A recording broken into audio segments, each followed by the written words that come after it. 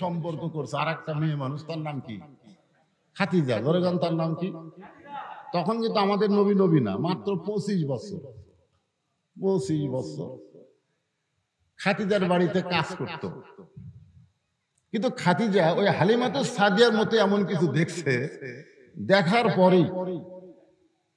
পরেই তার ভিতরে বিয়ে বসার একটা বাসনা জাগছে। তখন মা খাদিজার বয়স হলো 40 বছর। ধরে কোন কয় বছর? 40 বছর বয়সে একটা রাখালের সাথে বিয়ে বসবে। মা খাদিজাতুল কুবরা যখন নবীর সঙ্গে বিয়ে হলো, মক্কার বড় বড় নেতারা খাদিজাকে টিটকারি করা শুরু করে দিল যে আমাদের মতো নেতারা থাকতে মক্কার সবচাইতে ধনবতী রমণী ওই খাদিজা ওই আব্দুল্লাহর এতিম পোলার সঙ্গে বিয়ে বসলো কেন? মক্কার বড় বড় নেতা আবু জেহেল, উতবা, সাইবা, আবু সুফিয়ান আমরা থাকতে। কারণ খাদিজা ছিল না, মক্কার সবচাইতে ধনবতী ছিল। বলেন সুবহানাল্লাহ। খাদিজার একটা ডিগ্রি ছিল তাহেরা। তাহেরা মানে পুত পবিত্র। বলেন সুবহানাল্লাহ। তো আল্লাহ রাসূল খাদিজাকে বলতেছে, দেখেন আপনি আমার সাথে বিয়ে বসলেন, আমাকে স্বামী বানালেন, কিন্তু মক্কার নেতারা তো খালি খুশখুশ করতেছে। তো খাদিজা একদিন সব নেতাদেরকে দাওয়াত দিয়ে বলতেছে যে আব্দুল্লাহর এতিম পোলাকে আমি বিয়ে করে ঠকেছি না জিতেছি? তো সমস্ত নেতারা বলতেছে 100 বার ঠকছেন, জিতার তো কোনো লক্ষণ নাই।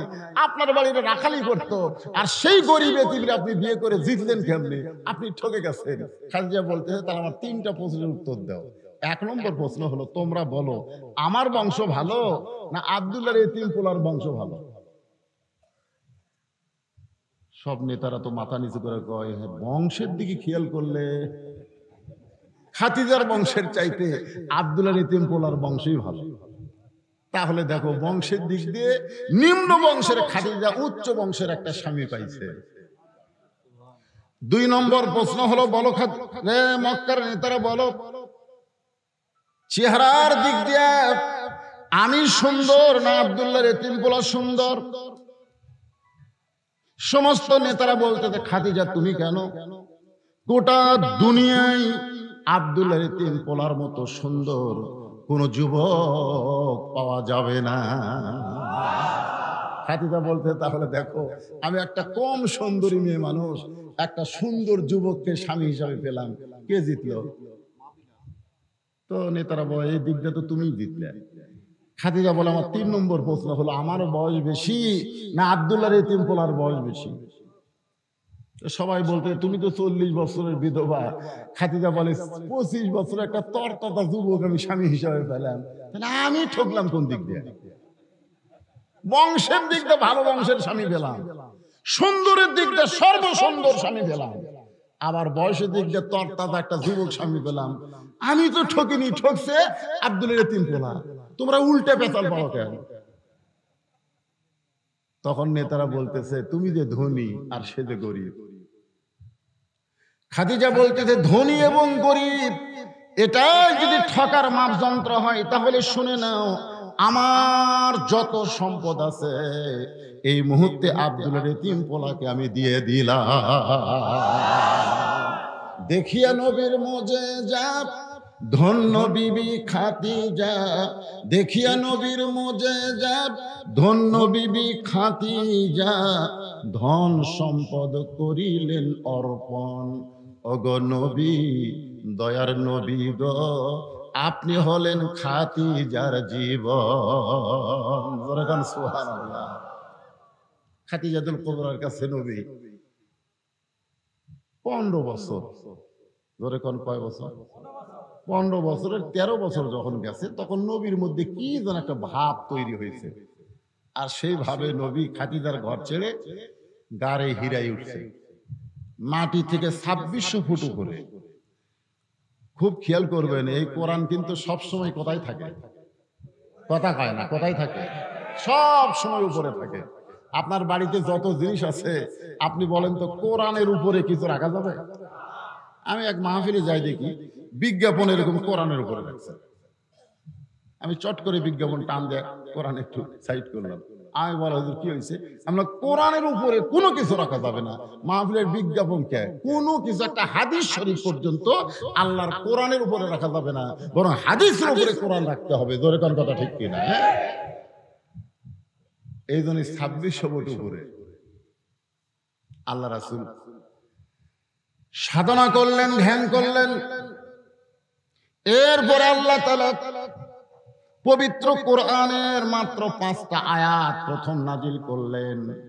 আর সে আয়াতের প্রথম আয়াত হলো ইকরা। প্রথম আয়াত কি? ইকরা। ইকরা মানে পড়ো। আজকে আমাদের বাংলাদেশে বহু পড়া আছে, আছে না নাই? ওই যে ইডেন কলেজে পড়তেছে, ইডেন কলেজ নাম শোনেন নাই? যুবকেরা তোমরা নাম শোনোনি? ইডেন কলেজ, ইডেন কলেজের এক ছাত্রী এরকম বগল বার করে অন্য পিছে রাখছে, এই বগল বার করে থাকছে, এই বগল বার করে থাকছে, এলো পোশাকের স্বাধীনতা। তো একজন সাংবাদিক জিজ্ঞেস করতেছে, আপনি কলেজের সামনে, ইডেন কলেজ না ভার্সিটি, এটা হচ্ছে ভার্সিটির সামনে আপনি এরকম বেসাইজ হয়ে আছেন।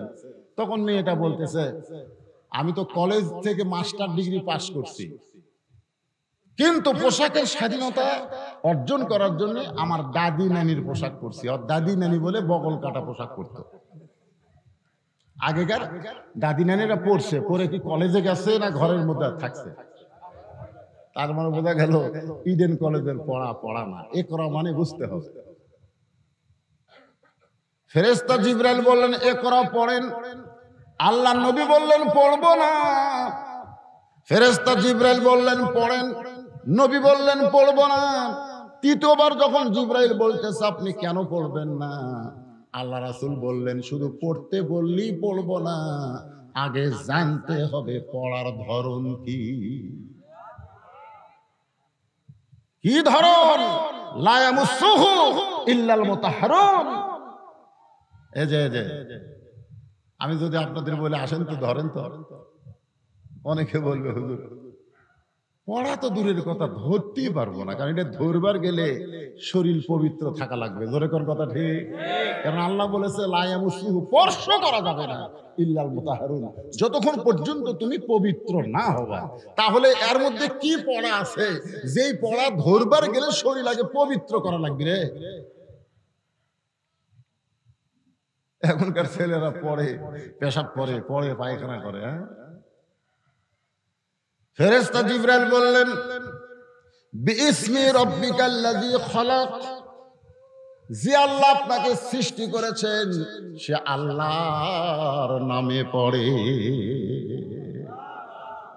সুবহানাল্লাহ, জোরে বলেন না কেন? কি বলতেছে? বিইসমি, কার নাম?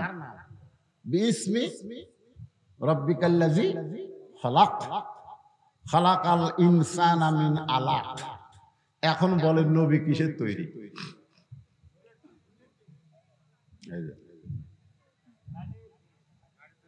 এটি মাটিও নাই, নুরও নাই, অজাতা খালি।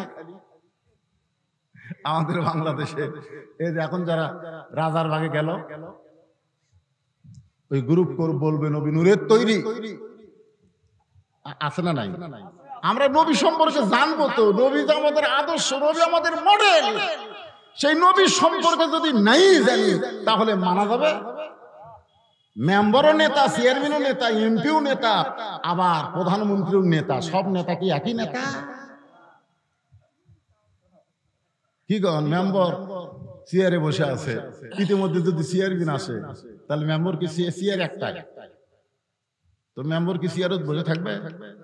লাভ দুটো বলবে চেয়ারম্যান আছে, চেয়ারম্যান চেয়ারত বসে আছে, ইতিমধ্যে উপজেলা চেয়ারম্যান আছে, চেয়ারম্যান কি বসে থাকবে? লাভ দুটো বলবে উপজেলা চেয়ারম্যান আছে, উপজেলা চেয়ারম্যান চেয়ারত বসে আছে, এমপি আইছে, বসে থাকবে? তার মানে কি বোঝা গেল? আমাদের নবীও নেতা, বাংলাদেশে যারা আছে এরাও নেতা। তাহলে দোজাহানের বাদশাহ নেতাকে আমাদের চেনা জানার দরকার আছে না নাই? দরকার আছে না নাই? না জানলে তো মানতে পারবেন না। আল্লাহ যে বলতেছে ফাত্তাবিউনি, আপনাকে ইত্তেবা করলেই হবে আল্লাহ, ইত্তেবা করা মাত্রই আমি আল্লাহ তাদেরকে মহব্বত করব, শুধু মহব্বত করব না, ইয়াগফির লাকুম যুনুবাকুম, তার জীবনের সব গুনাহ আল্লাহ মাফ করে দিবে। ভাইজান, আপনাদের কি বসার জায়গা হবে না? বসেন, এখানে দাঁড়ায় থাকলে কতক্ষণ শুনবেন?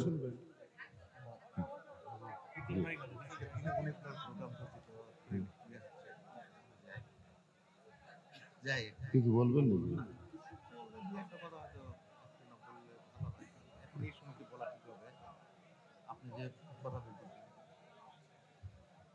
হ্যাঁ, বসেন বসেন বসেন।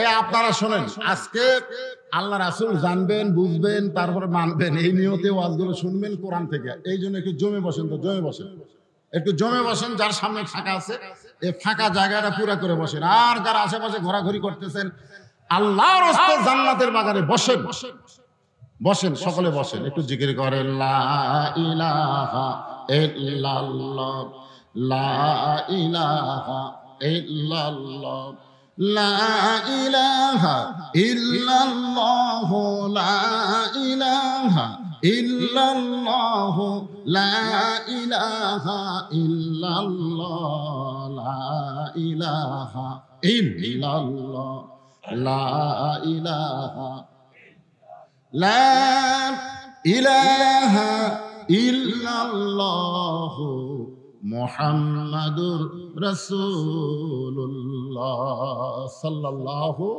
আলাইহি ওয়াসাল্লাম। আল্লাহ রাসূল কিসের তৈরি? দুই গ্রুপ আছে, দরকার নাই, দরকার নাই। যখন ফেরেশতা জিবরাইল লাইলাতুল মিরাজে আল্লাহর নবীকে নিয়ে আল্লাহর আরশে যাচ্ছেন, এই মনোযোগ দিয়ে শুনেন, আল্লাহর আরশে যাচ্ছেন, এমন একটা জায়গায় আল্লাহ বললেন জিবরাইল তুমি ব্রেক করো। জিবরাইল তুমি কি করো?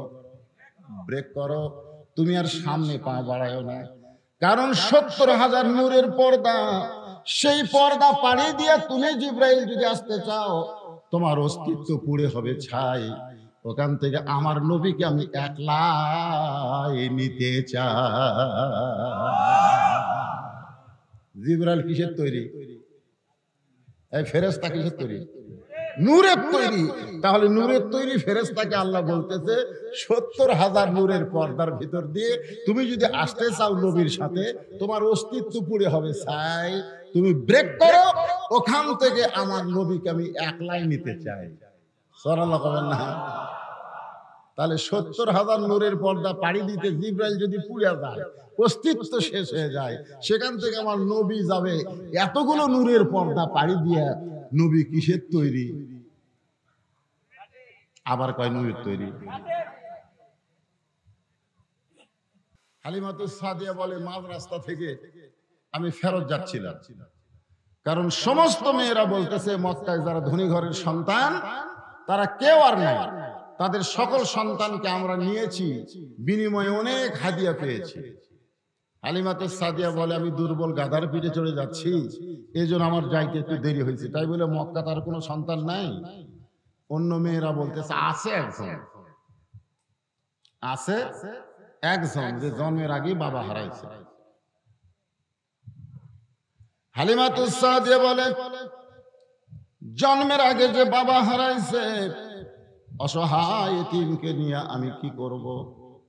এই মনে করে আমি যখন তায়েফের দিকে ফিরতেছিলাম, এমন সময় আমার গাধা এত শক্তি অর্জন করেছে, এক দৌড়ে কাবা ঘরের পাশে গিয়া ঘুরমি খেয়ে পড়ে গেছে। সুবহানাল্লাহ। কাবা ঘর আর রাসূলের বাড়ি মাত্র 300 মিটার। কয় মিটার? যারা হজ করছেন, হজ যারা করেছেন তারা দেখেছেন রাসূলের ওই যে বাড়িতে রাসূল জন্ম নিছে ওই বাড়িটা এখনো আছে। তবে ওই বাড়িটাকে সৌদি সরকার লাইব্রেরি বানায় দিছে। কি বানায় দিছে? লাইব্রেরি বানাইছে। হ্যাঁ, বইয়ের লাইব্রেরি। তো ব্যাপারটা হলো কাবা থেকে মাত্র 300 মিটার পূর্ব দিকে আল্লাহ রাসূলের বাড়ি। তো কাবার পাশে হালিমার গাধা পড়ে গেছে। হালিমাতুস সাদিয়া গাধাকে তিরস্কার করতেছে, গাধারে তুই আসলেই গাধা, তুই যদি গাধা না হতি তাহলে তুই কেন আসলি? এখানে তো আসে কোনো লাভ নাই, কারণ ধনী ঘরের সব সন্তান নিয়ে গেছে, একটা এতিম পড়ে আছে, তুই কেন আসলি? তুই গাধা, আসলেই গাধা। হালিমাতুস সাদিয়া বলে, আমি যখন গাধাকে গাধা বলে তিরস্কার করতেছি, এমন সময় এক মুরব্বী আমার দিকে তাকায় বলে, মা, অনেক মেয়েরা এসেছিল বনি সাদ গোত্র থেকে, ধনীদের সন্তানগুলো তারা নিয়ে গেছে, কিন্তু আমার এতিম নাতির দিকে কেউ তাকায়নি। তুমি যখন সবার পিছনে আইছো, তুমি একটু একটা বার আমার এতিমরে দেখো। হালিমাতুস সাদিয়া বলে, মুরব্বী, আমি ধনী ঘরের সন্তান নেওয়ার জন্য এসেছি, দুনিয়ার কোনো এতিমকে দেখার জন্য আমি আসি নাই। কারণ আমি হত দরিদ্র একজন মহিলা, এতিমকে দেখে আমার লাভটা কি? আব্দুল মুত্তালিব রাসূলের দাদা বললেন, খালি একটা বার দেখো। হালিমাতুস সাদিয়া বলে, শুধু দেখার জন্য আমি ঘরের মধ্যে ঢুকে দেখি মায়ের কোলে একটা সন্তান, মায়ের কোলে একটা সন্তান, সে মায়ের নাম হলো আমিনা। ধরে কোন মায়ের নাম কি? মায়ের কোলে একটা সন্তান। আমি তার দিকে তাকায় দেখি এত সুন্দর, যেন পূর্ণিমার চাঁদের রোশনা ফেলে মেরে গেছে। জোরে কোন সুবহানাল্লাহ। এই জন্য আব্দুল আলিম একটা গজল গাইছে, 400 রোজ গ্রহ তারা, তারি নূরের ইশারা, নইলে যে অন্ধকারে ডুবিত এই ধরনী। সবাই বলেন, নবী মোর পরশমণি, নবী মোর সোনার খনি, নবী নাম ভাবে যেজন সেই তো দোজা হানের ধ্বনি। এত সুন্দর সন্তান দেখে দুনিয়ার কোন মেয়ে মানুষ আর দাঁড়িয়ে থাকতে পারে? হালিমাতুস সাদিয়া বলে, এক নজর দেখার পরে আমার কলিজার মধ্যে এত লোভ হলো, আমি দুর্বল মানুষটা ওই সন্তানকে একটু কোলে নিবার চাই। এই নিয়তে আমিনার কোল থেকে সন্তানকে যখন আমার বুকে, সঙ্গে সঙ্গে সন্তানের পরশে আমার দেহের সমস্ত দুর্বলতা আল্লাহ দূর করে দিয়েছে। ছোট্ট নবী, যখন তিনি নবী না, জন্ম নিয়েছেন, সেই নবীর পরশে একটা দুর্বল শরীর যদি সুস্থ হয়ে যায়, আজকে সেই নবীর আদর্শ যদি বাংলার উম্মতরা গ্রহণ করে, তাহলে তারা ইমানের বলে শক্তিশালী হবে না দুর্বল হবে? আরে জবান খুলে কথা বলেন, শক্তিশালী না দুর্বল হবে? হ্যাঁ, আজকে আমরা সবাই রাসূলের উম্মত। আল্লাহ রাসূল বলেছেন, আমার একটা উম্মত বাহিরে থাকা অবস্থায় আমি ভিতরে ঢুকবো না। কিসের ভিতর? তাহলে বুঝতে পারছেন? দেখছেন, এত বড় কথা পৃথিবীর কোন নেতা বলবে? বলবে? বিশ্বনবী বলেছেন, আমার একটা উম্মত জান্নাতের বাহিরে থাকা অবস্থায় আমি রাসূল জান্নাতের মধ্যে ঢুকবো না। আমার সমস্ত উম্মত যখন জান্নাতে ঢুকবে, তারপরে আমি রাসূল জান্নাতে ঢুকবো। বলে বলেন সুবহানাল্লাহ। এত ভালোবাসেন আমাদেরকে, আর আমরা সেই রাসূলকে, আল্লাহ বলেছেন, বলেন হে রাসূল আপনি বলেন, কুল, আপনি বলেন, ইন কুনতুম তুহিব্বুনাল্লাহ ফাত্তাবিউনি ইউহিব্বুকুমুল্লাহ ওয়া ইয়াগফির লাকুম যুনুবাকুম ওয়াল্লাহু গফুরুর রহিম। সবাই জবান খুলে বলে আল্লাহু আকবার। হে রাসূল আপনি বলেন। আল্লাহ রাসূলকে বলতেছে, আপনি বলেন, আমার বলার দরকার নাই, আপনি বলেন। কেউ যদি আল্লাহকে মহব্বত করতে চাও, আল্লাহর মহব্বত পেতে চাও, তাহলে রাসূলকে ইত্তেবা করা ছাড়া আল্লাহর মহব্বত পাওয়া যাবে না। আল্লাহর মহব্বত কেউ যদি পায়, আল্লাহ তাকে খুশি হয়ে জীবনের সব পাপকে মাফ করে দিবে। তাহলে আল্লাহর মহব্বত পেতে গেলে, আল্লাহর ইবাদত করতে গেলে রাসূলকে ইত্তেবা করার দরকার আছে না নাই? যখন আছে না নাই?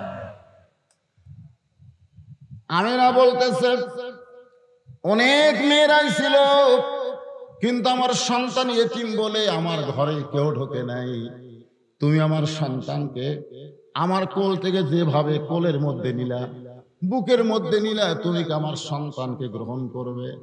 হালিমাতুস সাদিয়া বলে, এমন সন্তানকে কেউ যখন বুকে নেয়, দরকার হলে গোটা পৃথিবী ত্যাগ করবে, কিন্তু এই সন্তানকে আর কোনোদিন ত্যাগ করবে না। সুবহানাল্লাহ। হালিমাতুস সাদিয়া বলে, আমি ছোট্ট নবীকে নিয়ে গাধার কাছে গিয়ে বললাম, গাধা রে, তুই গাধা না, গাধা আমি গাধা। তুই যদি এখানে না আসতি তাহলে আমি রত্ন পেতাম না। রে গাধা ডানা, গাধা ডানায় না। কে যেন বলে, হালিমা, যেই সন্তানের পরশে তুমি শক্তিশালী হয়ে গেছো, ওই সন্তানের বাম পাটা গাধার মাথায় লাগায়া দাও। হালিমাতুস সাদিয়া ওই ছোট্ট নবীর বাম পা যখন গাধার মাথায় লাগায় দিছে, সঙ্গে সঙ্গে দুর্বল গাধা সবল হয়ে দাঁড়িয়ে আছে। হালিমাতুস সাদিয়া বলে, ওই ছোট্ট নবীকে গাধার পিঠে নিয়ে যখন আমি বসলাম, একখণ্ড মেঘ এসে আমার মাথার উপর ছায়াদান করতেছে। শুধু মেঘ ছায়াদান করে না, কে যেন আমাকে বাতাস করতেছে। কঠিন রোদের দিনে এত সুন্দর বাতাস, মাথার উপরে মেঘ ছায়াদান করে। কে রে? কে যেন বলে, হালিমা, এমন একটা সন্তানকে তুমি বুকে ধারণ করেছ, ওই সন্তানকে সূর্যের তাপ যেন না লাগে, সেই কারণে আল্লাহ মেঘ তোমার মাথায় ছায়া বানায়া দিছে। এমন একটা সন্তানকে তুমি বুকে ধারণ করেছ, তোমার গায়ে সূর্যের তাপ যেন না লাগে, এই জন্য আল্লাহ তাআলা জান্নাতের দরজা খুলে তোমার শরীরের জান্নাতের বাতাস বহায়া দেয়।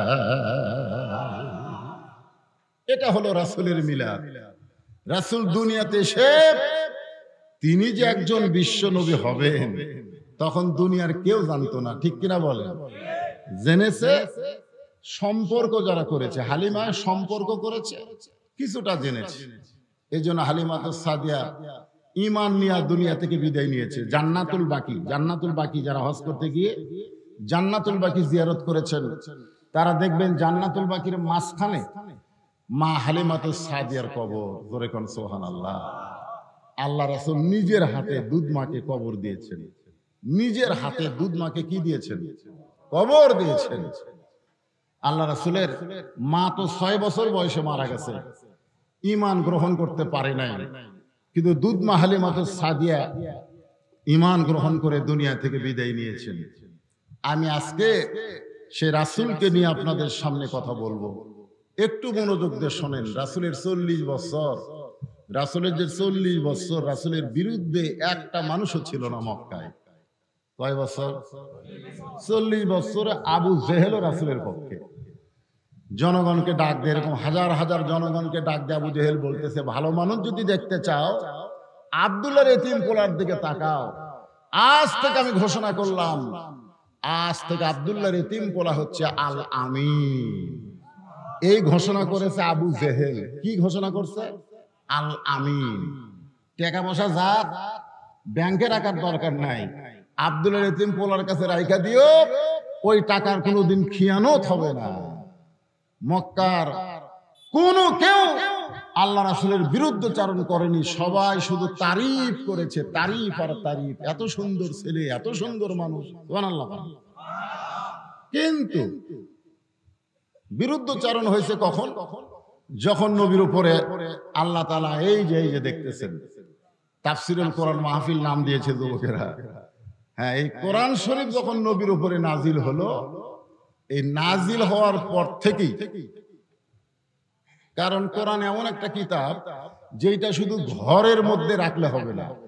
আপনি যদি আমাদের বাংলাদেশে কোরআন মাদ্রাসায় রাখেন, মসজিদে রাখেন, ঘরের মধ্যে রাখেন, বাংলাদেশের বাতিলেরা আপনাদের বিরুদ্ধে কিছুই বলবে না, কিছু বলবে না। যে কোরআন তো ঘরের মধ্যে আছে, অসুবিধা কি? কোরআন মসজিদের মধ্যে আছে, সমস্যা নাই। কোরআন মাদ্রাসায় আছে, অসুবিধা নাই। কিন্তু কোরআন দিয়ে যদি সমাজ গঠন করতে চান, যদি বলেন আল কোরআনের আলো সব জায়গায় জ্বালো, তাহলে দেখবেন বাকিদের কলিয়ে যে আগুন ধরে গেল। ধরে কোন কথা ঠিক না? আপনারা বলেন, এই কোরআন কি শুধু ঘরের মধ্যে? এই কোরআন কি শুধু মাহফিলের ভিতর? এই কোরআন সব জায়গায়। এই জন্য আল্লাহ বলেছেন, অনুনাজ্জিলু মিনাল কোরআন মা হুয়া শিফাউ ওয়া রাহমাতুল লিল মুমিনিন। যার বাংলা অর্থ হলো সব সমস্যার সমাধান দিতে পারে আল কোরআন। আপনি যত সমস্যায় পড়েন এই কোরআন আপনাকে সমাধা দিয়ে দিবে। জোরে কোন সুবহানাল্লাহ। তাহলে রবিউল আউয়াল মাসে রাসূল সম্পর্কে জানতে গিয়ে এই স্লোগানটা আপনাদের সবাইকে দিতে হবে। আমি যেই বলবো সব সমস্যার সমাধান, আপনার বলবেন দিতে পারে আল কোরআন। যারা বলবেন না তারা কোরআনের সুপারিশ থেকে বঞ্চিত হবে। যারা বলবেন না মুখ বন্ধ করে থাকবেন। অনেকে হয়তো ভাবতেছেন যে আমি জীবনে এলা স্লোগান দেইনি, আজকে দিব না।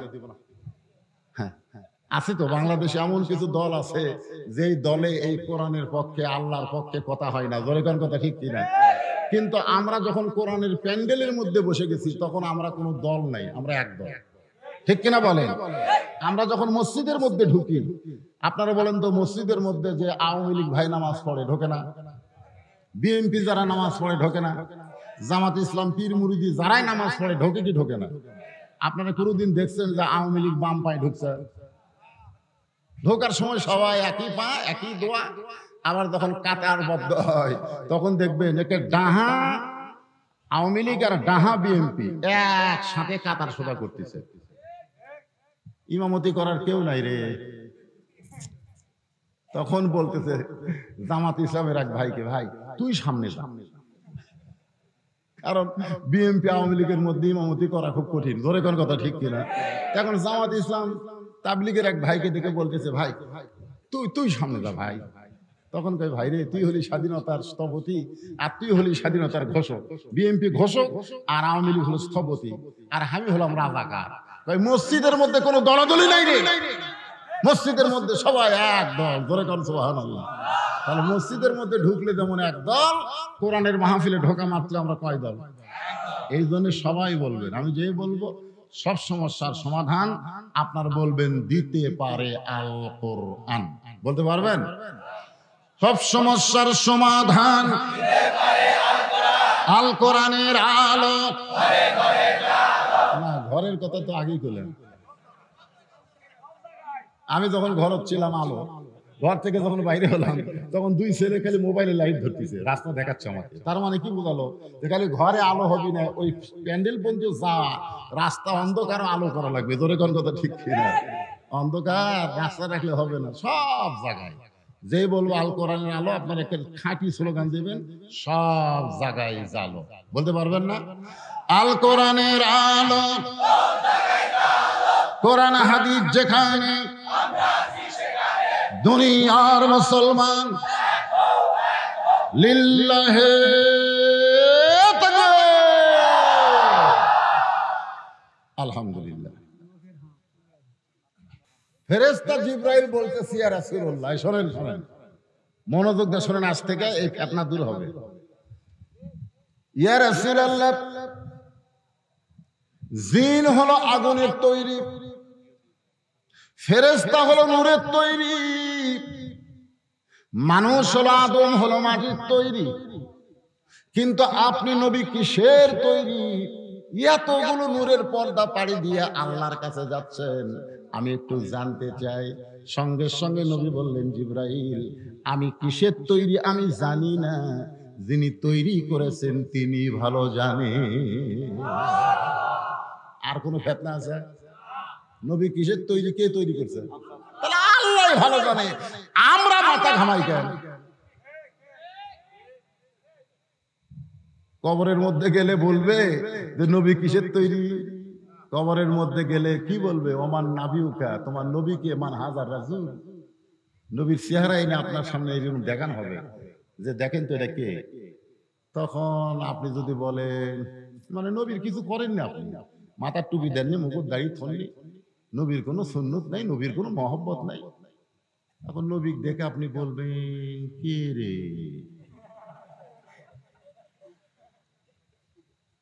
এই নূরের তৈরি আর মাটির তৈরি নিয়ে ফিতনা করে আমাদের মুসলমানের মধ্যে কোনো দলাদলি করার দরকার। আল্লাহ এখানে ঘোষণা করলেন, ইকরা বিইসমি রাব্বিকাল্লাযী খলাক, খলাকাল ইনসানা মিন আলাক। একটু খেয়াল করবেন, তায়েফের ময়দানে নবী যখন গেলেন, যদি নূরের তৈরি হতো, ওরা যতই পাথর মারুক নবীর গা দিয়ে রক্ত ঝরতো না। ধরে কোন কথা ঠিক কিনা? নবী যখন উহুদের ময়দানে গেলেন, যদি নূরের তৈরি হতো তাহলে নবীর দান দান শহীদ হতো না, নবীর কপালের মধ্যে কোড়া ঢুকতো না। নূরের তৈরি যদি হতো তাহলে নবীর পেশাব পায়খানা করা লাগতো না, নবীর এতগুলো বউ থাকতো না, নবীর সন্তান হতো না। বাজান একটু মনোযোগ দিয়ে কথাগুলো শুনবেন, কারণ যিনি আমাদের আদর্শ, যিনাকে না মানলে আল্লাহ খুশি হবে না, জান্নাত দিবে না, সেই মহামানব সম্পর্কে আমাদের একটু এলেমের দরকার আছে না নাই? একেবারে 5টা আয়াত নিয়ে নবী কাঁপতে কাঁপতে চলে আইছে। ওই 2600 ফুট উপরে গাড়ি হিরাতে আমি কয়েকবার উঠছি। 2600 ফুট, 2600 ফুট পরে কয় তালা? 10 ফুটে যদি একতলা হয়, 10 ফুট আমাদের বাংলাদেশে যে তালাগুলো নেয় 10 ফুটে একতলা, তাহলে 100 ফুটে 10 তালা, 2600 ফুটে কয় তালা? কেরে পাগলা, 1000 ফুটে 100 তালা, 2000 ফুটে 200 তালা, আর 600 ফুটে 60 তালা, তাহলে 260 তালা। আমাকে 10 তালা তুতলি লিফট লাগে, ধরে কোন কথা ঠিক কিনা? সিঁড়ি বয়ে ওঠেন তো দেখি 10 তালা, আর 2600 ফুট উপরে গাড়ি হিরা, সিঁড়ি নাই রে। এখন আপাতত পাথর কাটাকাটি একটু ওঠার ব্যবস্থা করে দিচ্ছে। আল্লাহ আমাকে দুইবার ওখানে নিয়ে গেছে। আমি ওখানে গিয়ে নামাজ পড়ছি। একটু চোখ বন্ধ করে সাধনা করলে, চিন্তা করলে মনে হয় নবীর গায়ে সুঘ্রাণ এখনো গাড়ি হীরার মধ্যে লেগে আছে। জোরে কোন সুবহানাল্লাহ। সেই গাড়ি হীরা থেকে নবী নেমে আসলেন। খাদিজাতুল কুবরা বলতেছে, আজকে কি খিদা বেশি লাগছে নাকি? প্রতিদিন ওই 2600 ফুট উপরে খাদিজা দুইবার খাবার নিয়ে যেতেন। ধরে কোন কয়বার? একটা মহিলা 40 বছর বয়সে নবীর সঙ্গে বিয়ে হয়েছে, আর যখন কোরআন নাজিল হয়েছে তখন বয়স কত হয়েছে চিন্তা করেন? 55 বছর। ধরে কোন কত বছর? তাহলে যখন খাবার দুইবার নিয়ে যাইতেন তখন খাদিজার বয়স হলো 53 বছর। এই 53 বছর একজন বৃদ্ধা মহিলা দৈনিক দুইবার ওই 2600 ফুট পাহাড়ের ওই গাড়ি হিরায় গিয়া নবীরে খাবার দিতে। কিন্তু আজকে খাবার রেডি করে যখন যাবেন খাদিজা, ইতিমধ্যে নবী নিজে আইছে। তো খাদিজা বলতেছে, একটু স্বামী তো রসিকতা করে বলতেছে, আজকে কি খিদা বেশি লাগছে নাকি? আল্লাহ রাসূল বললেন, জাম্বি লুনি, কম্বল দিয়ে আমাকে ঢেকে দাও, কম্বল দিয়ে আমারে ঢেকে দাও। খাদিজাতুল কুবরা বলে, কি হয়েছে? নবী খালি থরথর করে কাঁপতেছে। কারণ কোরআনের একটা ওজন আছে না নাই? জোরে কোন আছে না নাই? যে ওজন পাহাড় সইতে পারবে না, যে ওজন আসমান জমিন সইতে পারবে না, সেই কোরআন আল্লাহ নবীর উপরে নাজিল করেছে। খাদিজাতুল কুবরা বললেন, হুজুর কোনো টেনশন করবেন না, কোনো চিন্তা করবেন না, কারণ আপনি যখন আমার বাড়িতে রাখাল ছিলেন তখনই আমি দেখছি আপনি সাধারণ মানুষ না। কারণ দুপুর বেলায় আমি যখন বেলকুনিতে আরাম করতেছিলাম তখন দেখি আমার সমস্ত রাখাল ঘরের মধ্যে বিশ্রাম করতেছে।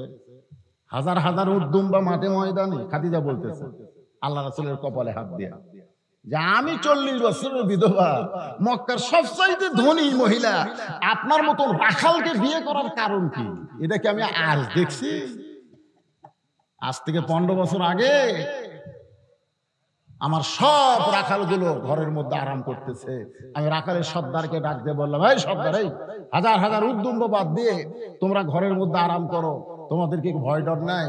রাখালের সর্দার বলে, মালকিন আপনি জানেন না, এমন একজন রাখাল আমরা পেয়েছি যে রাখাল উদ্দুম্বারে যা কয় তাই শোনে। যদি কয় খা তাহলে উর্দুম্বা খায়, যদি কয় খাওয়া বন্ধ কর খাওয়া বন্ধ করে। তো এক রাখালকে যদি হাজার হাজার উর্দুম্বা চলে তো খামাকা হামাকায় থাকা লাভ কি? খাদিজাতুল কুবরা বলে, রে রাখালের সর্দার, একজন রাখালের কথাই জন্তু জানোয়ার চলে, এই গাঁজাখুরি গল্প কেমনে করো? রাখালের সর্দার বলে, বিশ্বাস যদি না হয় আপনি তদন্ত করেন।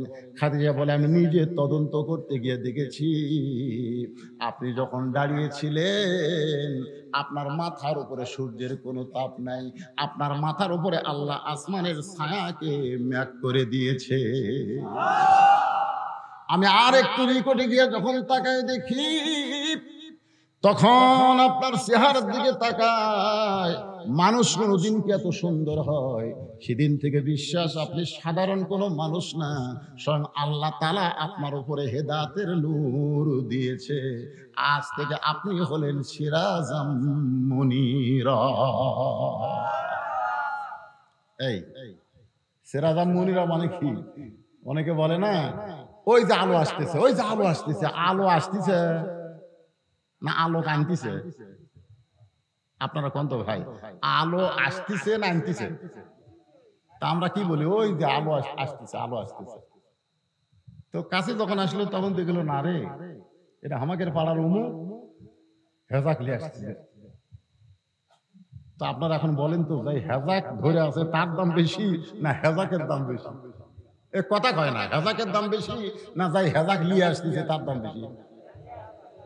তা আমরা নবীকে যখন নূর বলবো তখন নবীকে হেজাক বানাবো, আর যখন আমরা বলবো হেজাকওয়ালা, নবী হচ্ছে নূরওয়ালা। জোরে কোন সুবহানাল্লাহ। নবী কি ওয়ালা?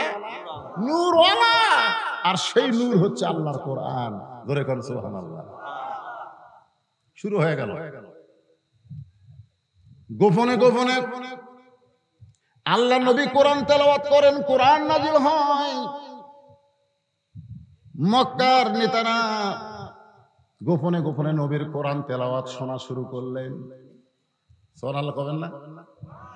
আবু জেহেল হচ্ছে এক নম্বর। আবু সুফিয়ান, উতবা, সাইবা, যেই ঘরের মধ্যে নবী কোরআন পড়ে সেই ঘরের চারিধার তারা সারা রাত দাঁড়িয়ে দাঁড়িয়ে কোরআন তেলাওয়াত শোনে। আবু জেহেল ঘোষণা করলো, এত সুন্দর কোরআনের বাণী মনে হয় রাত কোন দিক দিয়ে গেল বুঝবারই পারিনি। সুবহানাল্লাহ। এত সুন্দর কোরআনের বাণী যে রাত দিয়ে কোন দিক দিয়ে গেল রে বুঝবারই পারিনি। সুবহানাল্লাহ হবেন না? আজকে কোরআনের ওয়াজ শোনার মানুষ আছে, আবু জেহেল হচ্ছে এক নম্বর শ্রোতা। কিন্তু যখন ঘর থেকে কোরআন বাইরে আসলো তখন আবু জেহেল চিন্তায় পড়ে গেল, সাধারণ মানুষগুলো যদি এই কোরআনকে পড়ে, মক্কার লোকেরা শুধু কোরআন পড়ে না, পড়া মাত্রই তারা কোরআন বোঝে, আর বাংলার মুসলমান কোরআন পড়া মাত্র বোঝে না, কোরআন পড়ার পরে তারপরে আবার কোরআনের তাফসির পড়ে। জোরে কোন কথা ঠিক কিনা? কিন্তু মক্কার লোকেরা কি কোরআন পড়ে আবার তাফসির পড়া লাগবে? ওদের ভাষাই কি? আরবি ভাষা। এ পড়া মাত্র বুঝে ফেলে। আবু জেহেল দেখলো এই কোরআন যদি বাইরে আসে তাহলে হামাকে ভুয়া নেতাগিরি তো আর চলবে না। যে নেতৃত্ব দিয়ে মক্কার মানুষদেরকে আমরা গোলাম বানাইছি, চাকর বানাইছি, আজকে আমাদের নেতারা কোটি কোটি টাকা সুইস ব্যাংকে জমা করতেছে, আর আমাদের গরিব গুলো সারাদিন কাম কাজ করে 200 টাকা কেজি সোয়াবিন তেল কিনে, ডাল কিনবার গেলে চোখের পানি বার করে, আর গোস্ত মাস্ত নাই। জনগণ কথা ঠিক কিনা? কাঁঠাল ভাঙ্গা খাওয়া, মাথার উপর কাঁঠাল ভাঙ্গিচ্ছে, কাঁঠাল আর এভাবে ভাঙ্গা লেগেছে না, মাথার বাড়ি দিয়ে কাঁঠাল ভাঙ্গিচ্ছে। আবু জেহেল দেখতেছে কাঁঠাল ভাঙ্গা তো চলবি না, যদি কোরআন সকলের কাছে যায়। আজ আবু জেহেলের দোসরেরা দেখতেছে এই কোরআন যদি সমস্ত মুসলমান গ্রহণ করে তাহলে আমাদের ভুয়া নেতৃত্ব থাকবে না। ধরে কোন কথা ঠিক? সমস্ত নেতারা, মক্কার যেইগুলা নেতা ছিল সমস্ত নেতারা একত্র হলো, একত্র হয়ে চিন্তা করলো কি করা যায়, কি করা যায়। বলে চলো আমরা গোপনে প্রস্তাব দেই। আবু জেহেলের নেতৃত্বে নবীর বাড়ির চারধার 4-5 জন নেতা জিকির করতেছে, লা ইলাহা ইল্লাল্লাহ, লা ইলাহা ইল্লাল্লাহ, লা ইলাহা ইল্লাল্লাহ।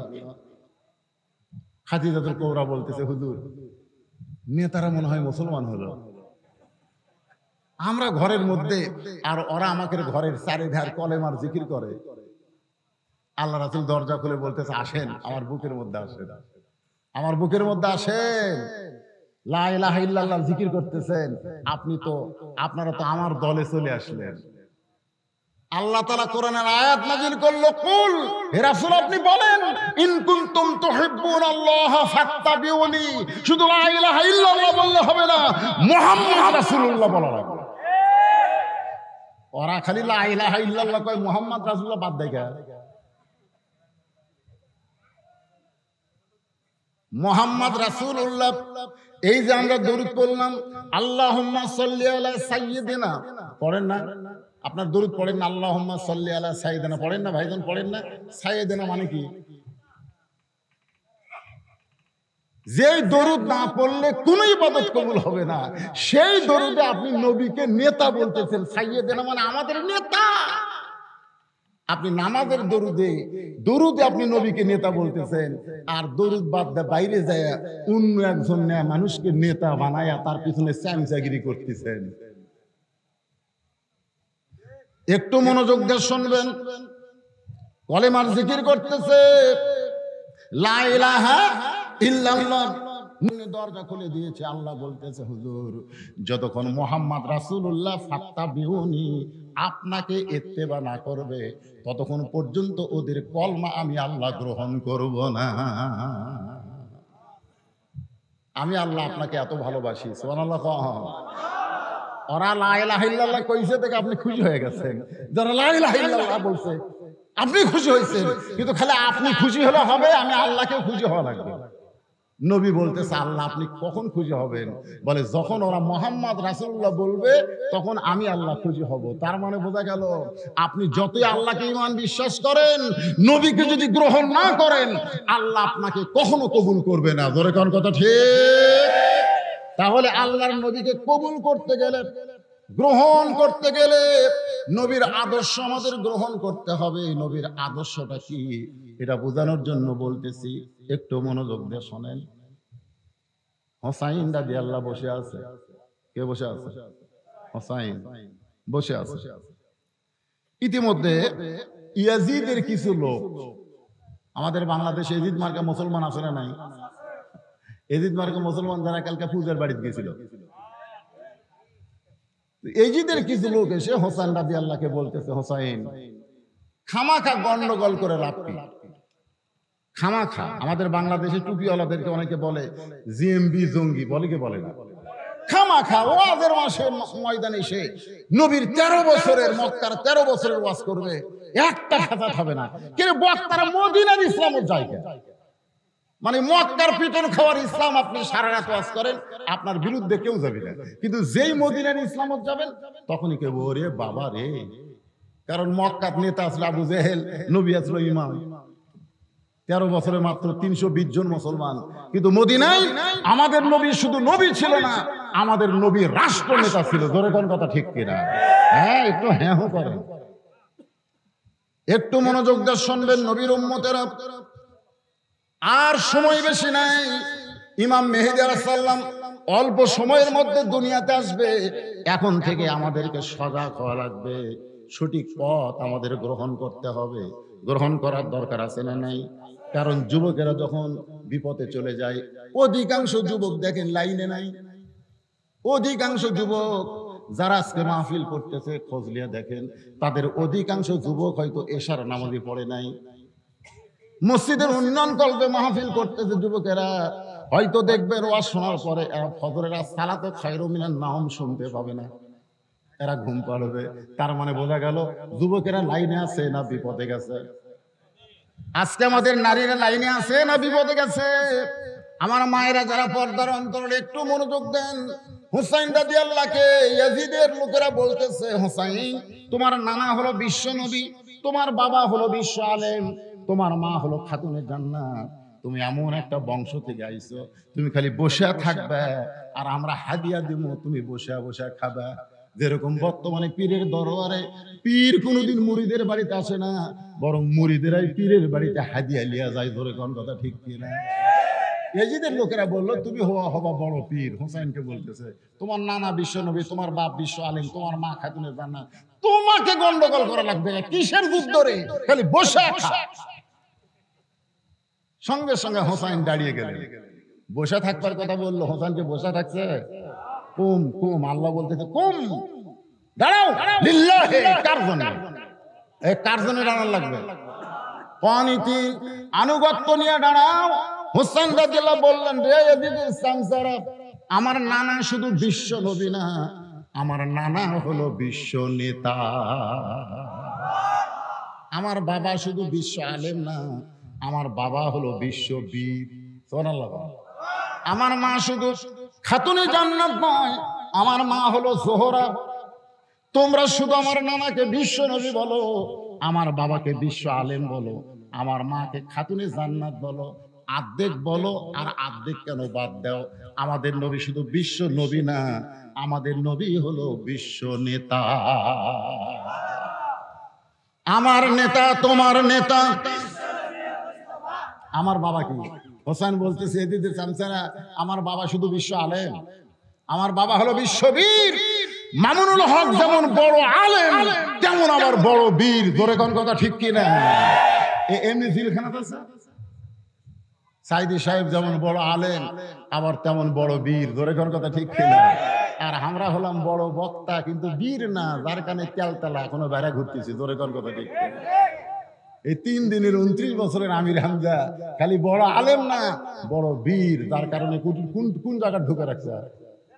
হ্যাঁ, বোঝা লাগবে ভাইদা।